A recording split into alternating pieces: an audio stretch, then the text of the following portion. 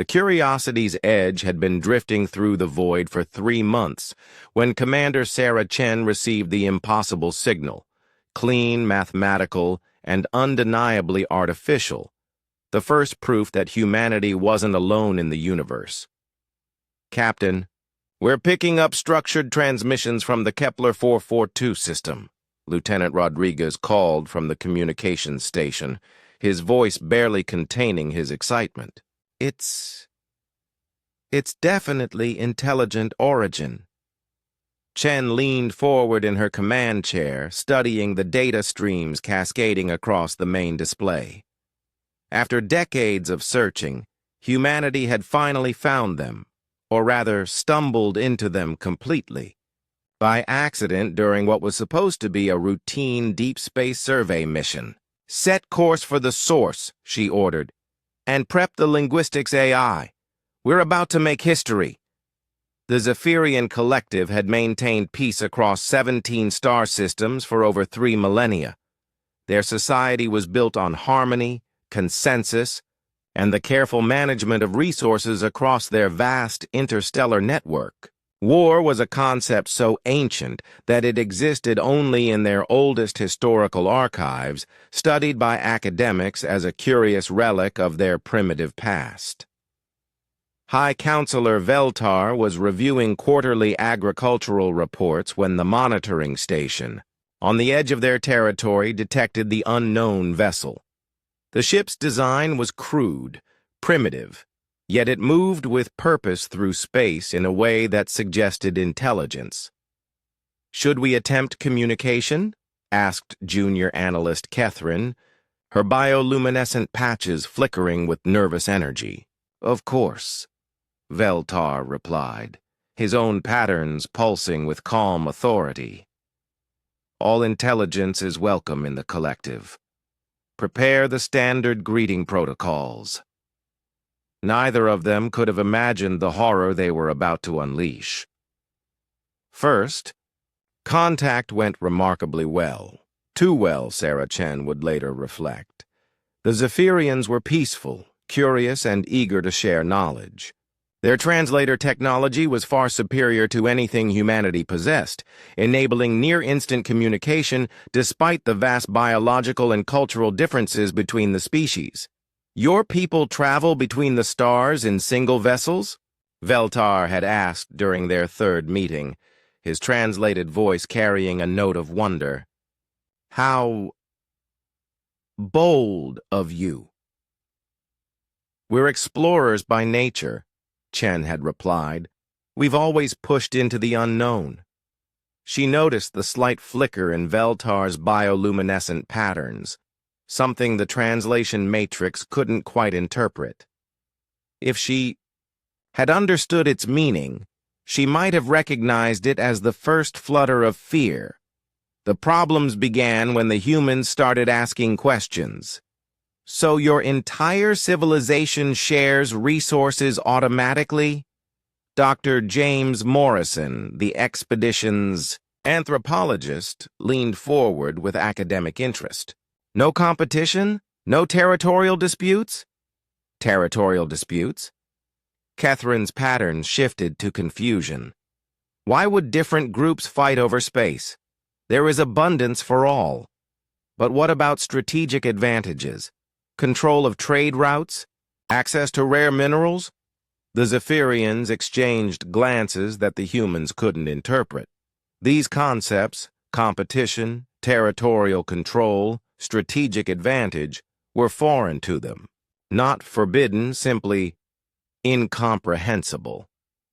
Dr. Morrison continued his questions with the enthusiasm of a researcher discovering a new phenomenon. "What about your military? How do you defend your territory from hostile neighbors?" "Military?" Veltar's patterns dimmed with confusion. "We do not understand this concept. Armed forces, weapons, defense systems." The silence that followed stretched uncomfortably long. The revelation hit the Zephyrian leadership like a cosmic catastrophe. These humans, These primitive single-ship travelers came from a species that had not only retained the concept of warfare, but had refined it to an art form.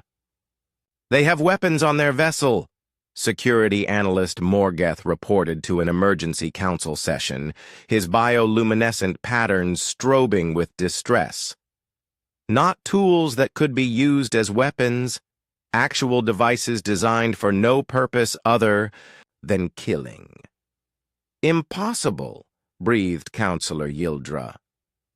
"No civilized species would maintain such things." "They call them defensive systems," Morgeth continued.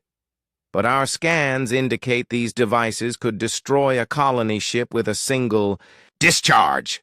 The council fell silent. In their 3,000 years of peace, they had gradually dismantled every weapon, every defense system, every military installation across their 17 worlds. Why would they need such things when harmony and cooperation had eliminated all conflict? But now they faced a terrible possibility. They had invited a species of warriors into their midst, and they had no way to defend themselves if these humans proved hostile. Captain Chen was puzzled by the sudden change in Zephyrian behavior. The warm, curious aliens had become distant, almost fearful. Their responses were polite but guarded, and she noticed increased ship traffic around their position, vessels maintaining what could only be described as a respectful but wary distance. "Captain," Dr. Morrison approached her on the bridge, his expression troubled. "I think we may have inadvertently caused some kind of diplomatic incident." "How so?" "Their questions have shifted. They're no longer asking about our culture or technology. Now they want to know about our conflict resolution mechanisms and our resource acquisition methodologies. The translator is working overtime trying to find equivalents for concepts they apparently don't have." Chen frowned. "What concepts?" "War." "Doctor, they don't have a word for war." The implications hit her like a physical blow.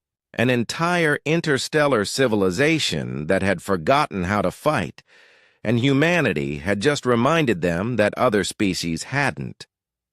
The emergency session of the Collective Council had been in continuous session for 47 standard hours. Representatives from all 17 worlds participated virtually, their combined bioluminescent displays creating a galaxy of nervous, flickering lights. "The humans have made no hostile moves," Veltar reported, trying to maintain calm. "But their very existence challenges everything we believed about intelligent evolution." "Perhaps they are an anomaly," suggested Counselor Yildra. "A species that simply failed to evolve beyond their primitive aggressive phase." "No." Morgeth's patterns pulsed grimly. "Our analysis of their vessel and technology suggests they are highly advanced. They have simply chosen to remain armed." The terrible word hung in the virtual council chamber like a toxin. "What do we do?" whispered junior analyst Kethryn. "How do we defend ourselves against a species that has perfected the arts of war while we have spent millennia forgetting them?" The question echoed through 17 star systems, reverberating through the collective consciousness of a civilization that had suddenly discovered they were children playing in a universe full of monsters. And the humans, with their crude ship, and their casual questions about military tactics, had no idea they had become the boogeyman in the galaxy's most peaceful civilization's nightmares. In trying to make friends, humanity had accidentally reminded an entire species that sometimes the darkness between the stars wasn't empty. Sometimes it carried teeth. The age of innocence for the Zephyrian collective had ended with a simple question. What about your military? And in the depths of space, Captain Chen continued to wonder why her new alien friends had become so very, very afraid.